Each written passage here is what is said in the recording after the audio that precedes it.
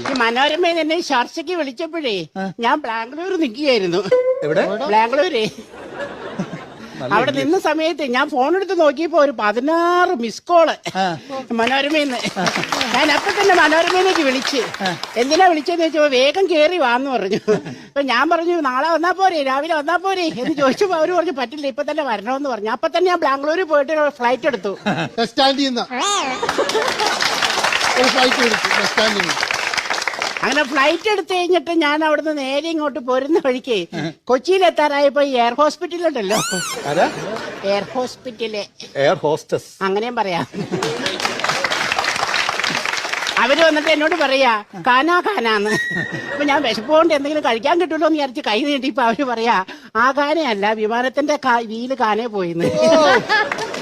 ഒരു തോക്ക് കിട്ടോ? തോക്ക് ഞങ്ങൾക്ക് കൊന്നേക്കാരുന്ന് തോക്ക് കിട്ടുമായിരുന്നു.